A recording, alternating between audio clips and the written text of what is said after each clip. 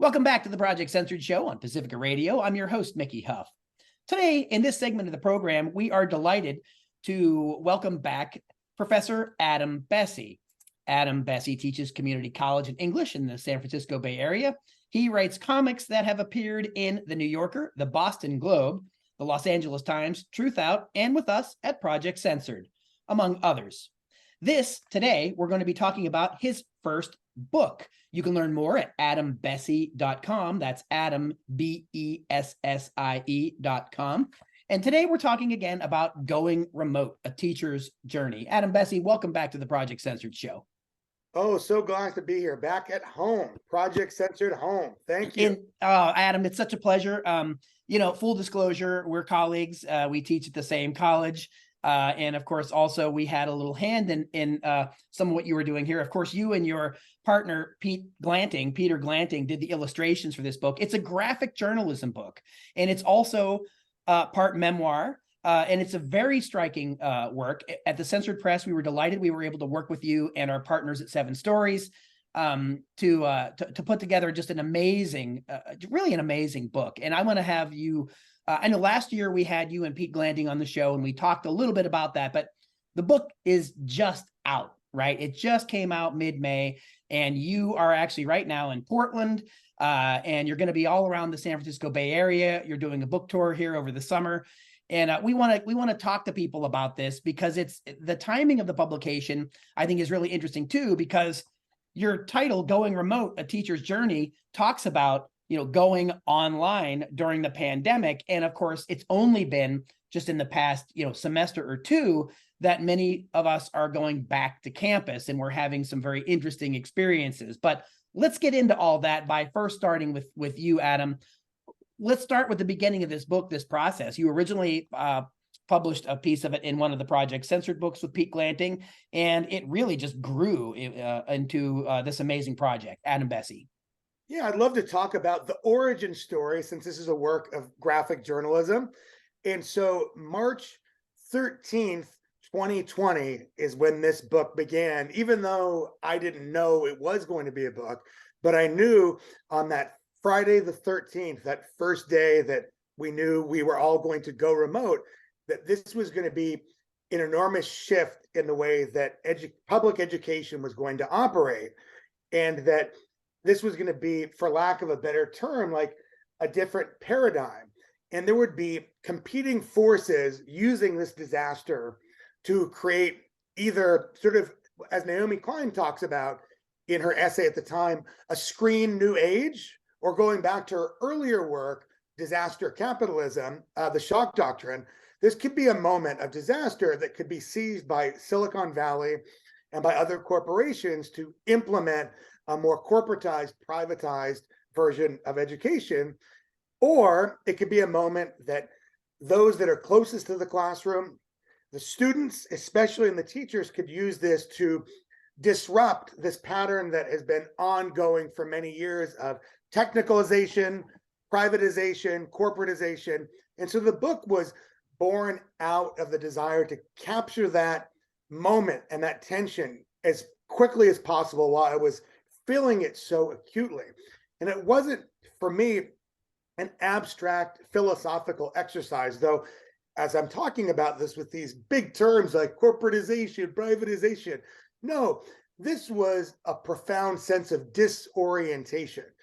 All I've ever known as a teacher, as you see in the beginning of the Going Remote chapter, which is chapter 3 of the book now, is that this was my first time teaching online. I had only taught in person at the college I'm at now in the East Bay. I'd been there since 2006, and I'd only been a human teacher with human students. And I'd used online work in the background, but never as the primary means of instruction. So as many of my students were disoriented by this, quote, Zoom school experiment, as was I. And this was a work of graphic medicine for myself, like narrative medicine, to try to get my arms around what was happening, and how do we, as folks that believe in human-centered education and critical thinking and citizenship, how do we make this moment not a dystopia, but a moment to create the change we've wanted for many years? Well, Adam Bessie, that's a striking vision, one that I think is met in throughout the text. It's brilliantly illustrated. The writing is concise yet poignant, and it captures so much. You just mentioned another phrase in another context, but I think it relates too, as you talked about graphic medicine. You were talking about it in narrative form, but literally this book is also part memoir because you're the protagonist in the film. It's not the film, it's the book, right? It could be the film, an animated film of your life, basically. And in fact, you are on the cover, right? That's Pete Glanting's rendering of you on the cover. So, but talk to us about that other part of this. We're definitely going to come back to education. There's so much to say about that and unpacking that. But this is also a really central piece to this book. Yeah, so this book is, even though it's called A Teacher's Journey, it's about my experience as a professor, but also as a cancer patient. I have had a brain tumor since 2009, and my entire teaching career has been entwined with dealing with medication and treatment. And so it's also looking at this particular period of time in the pandemic through that lens of having a significant illness and how I'm managing that, on top of being a partner to my wife, Corin, and on top of being a parent to my son, Saul, and being a person.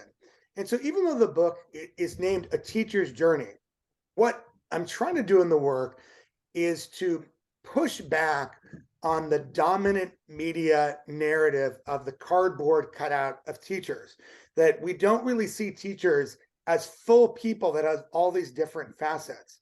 If you watch, other than Abbott Elementary, which is one of the only shows in media I've ever seen that represents teachers in more dimensions than one, but most media, corporate media or any media, we really just are one-dimensional, and typically we're lazy, not wanting to work. And this bad teacher mythos, which I've written about for a long time, really got on steroids during the pandemic, where teachers were not considered essential workers, but nurses and doctors were. And lots of anger got funneled into teachers, where we became, in many ways, like a straw man for parts of the culture wars. And so my hope with this work is, by showing all these facets of my own life, like sort of subliminal thing, is that teachers are people too. And that sounds not very insightful, but that this teaching journey is happening within the context of my medical journey with being a parent and all these different intersections, which is really what schools are made of. They're not just made of teachers and students.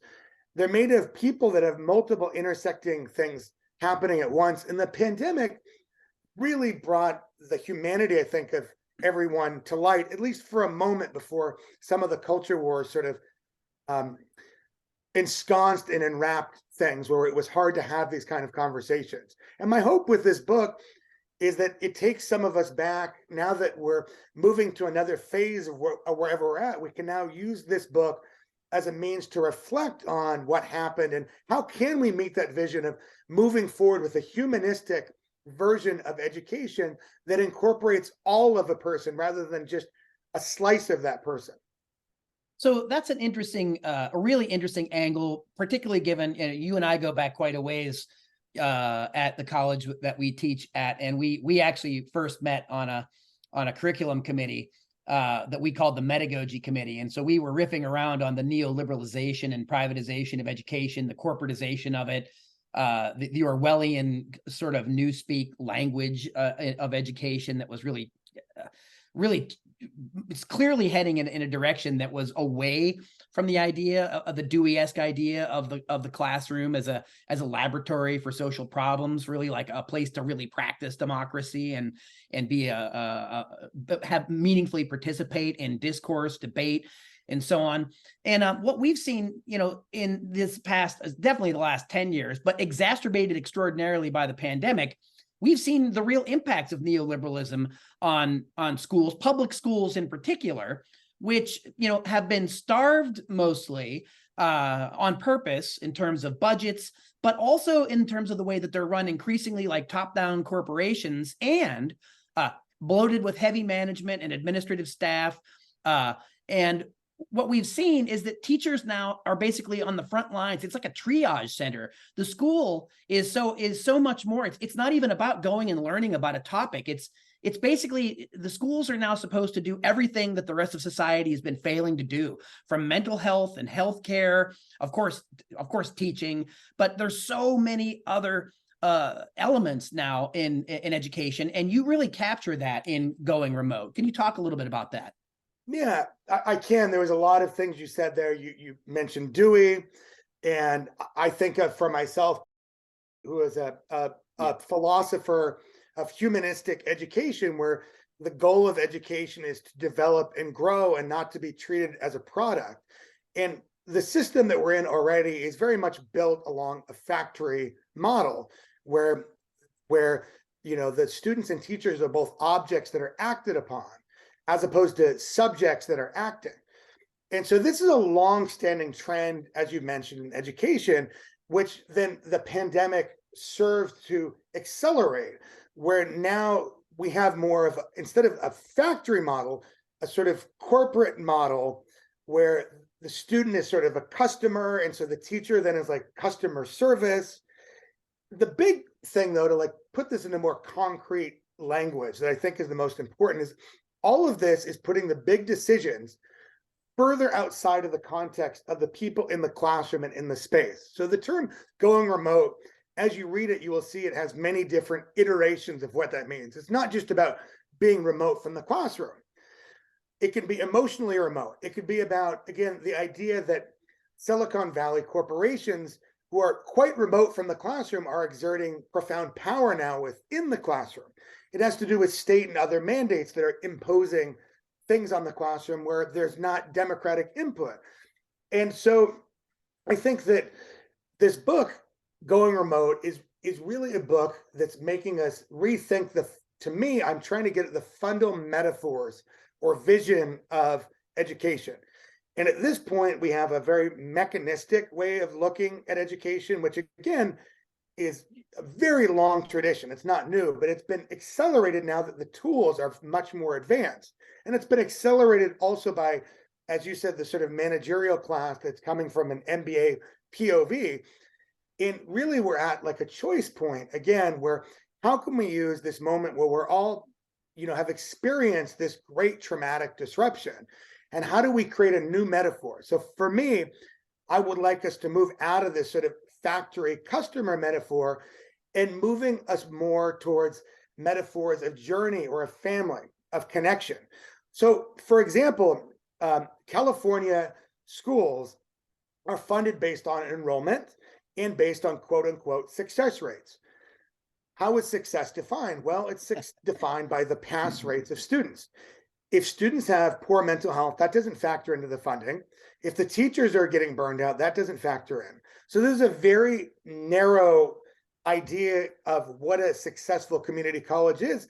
And in fact, being a good community is not part of those metrics.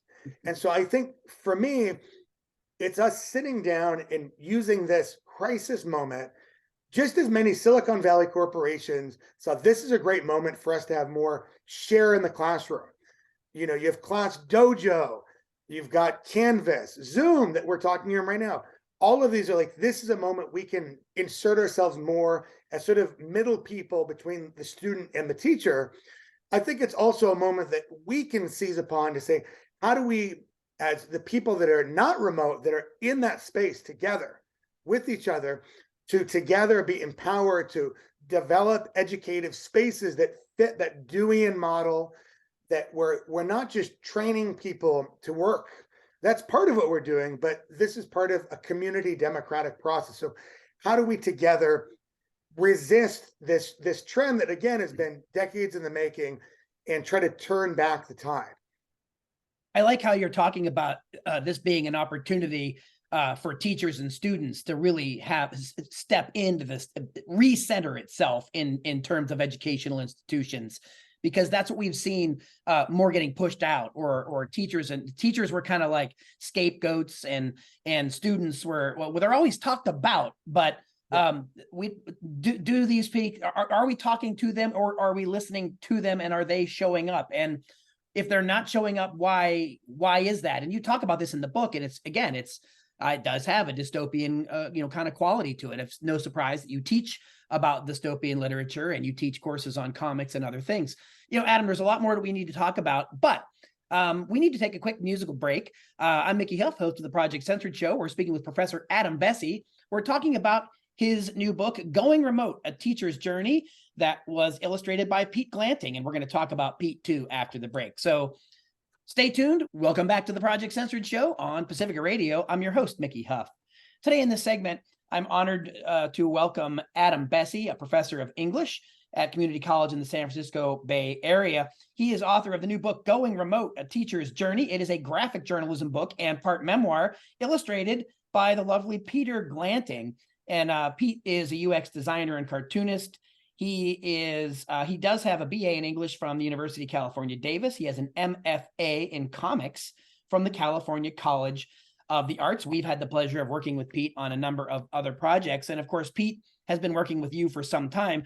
We're going to come back to some of that conversation about teacher-centered, student-centered education, talk about some of the things you might see as solutions or paths forward. But before we get to some of that, let's talk about the process. Let's talk about you working with Pete. Last year, I had you and Pete on here. You all recently did a great reading at Avid Reader Books in Sacramento when you and Pete were there. And it's really powerful. I know this is radio, so it's all about voices, but it's really powerful when you're giving the presentations and you're seeing it. Pete does an extraordinary job of rendering your story. Can you talk about that? Yeah, big props to Pete, Peter, who I've worked with on a number of projects, and then we've really gone all in on Going Remote. And I just want to make a note that if you want to see our live show, and it is a show, we're going to read it visually and talk about it and riff and do Q&A. I'll be at Books Inc. in Berkeley on the 7th of June at 6 p.m. And then in Marin and Corte Madera at Book Passage on Saturday, June 24th at 11 a.m. And so if you can make it to those, you'll get to see Pete's art and we'll talk about it. So back to Pete. This is an unusual book because it's memoir and journalism. And it's memoir of my life, but it's drawn by Peter Glanting. So it's a kind of a collaborative memoir, which is an odd process. A lot of the famous graphic memoirs like Mouse by Art Spiegelman or Persepolis by Marjane Satrapi, which if you haven't read those, buy those first before you get my book. Those are one person doing the writing and drawing. And that's typically been how autobiographical comics have worked. Usually comics are done in teams by like superhero comics. But it's been a really powerful process where Pete and I work sort of like a band, where I have the story, I've done the experiencing, and I work through the script, and then we'll be on a Zoom, ironically, because Pete's in Portland, where I'm at right now. But I'll be in the Bay Area. He's in Portland. He's on Zoom. I'm on Zoom. I'm reading the script with him. We're doing like a read through. He'll like doodle some things, and then I'll look at it and we'll talk about it. And then he gives me some notes because usually I write way too much. And then we edit it down and we go kind of back and forth till our little two-person band like hits that harmony where the pictures and the words really meld together, we hope seamlessly, and have that real impact that we want to have, where people are thinking about the issues in public education and in healthcare and in other areas. And we think comics are just a fantastic medium to deal with such poignant topics. I think, Adam, that's absolutely right. And this has an accessibility level that, in my view, really goes above and beyond. I'm not dissing, books with words. We write those too. And this, of course, has words, but this art form is really extraordinary. And you are a professor that teaches about comics. Could you talk just a little bit about that for our listeners, just about and I know that this is stuff that you and I clearly know, and I'm assuming many of our listeners might know, but some people still have this stigma around the idea of comics, right? And this idea that there's something just, I don't know, not up to some standard or something. And that's I think that's a very short-sighted view. Can you talk about that? Yeah, definitely. I mean, when I first proposed the graphic novels literature course with one of my colleagues back in 2010, I remember it got pushed back by the curriculum committee as not being rigorous enough. And these were people that like many that don't really know the power of comics. As a roundabout way of getting to this, comics have been, called out as a very dangerous art form. So if you go back to the early 50s, there was the McCarthy era, and comic books got caught up in the McCarthy era as part of the I believe the Committee on Juvenile Delinquency. And so because comics are such a powerful art form that is so accessible and can transmit ideas so powerfully, that at that particular point in time, the comic book industry, fearing its censorship by the government, which was going to be a real process, adopted something called the comics code, where they essentially self-censored, turning comics into the form many of us are used to now, where it's superheroes or Archie, or sort of forms that are banal and not really art. Fast forward to present, comics are like any other medium. You can have childish novels and you can have Nobel Prize winning novels. You can have, films created by AI coming soon, or you can have masterpieces. You can have comics about superheroes, and you can also have comics about brain cancer in public schools. Anything you can do in any other medium, you can do in comics. And every medium has its advantages and disadvantages. And comics is particularly good at rendering the invisible visible.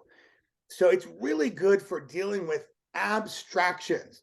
So a lot of the issues in the book related to public education are built on theories and concepts that, if it were solely in writing, the number of people wanting to read it would be pretty limited.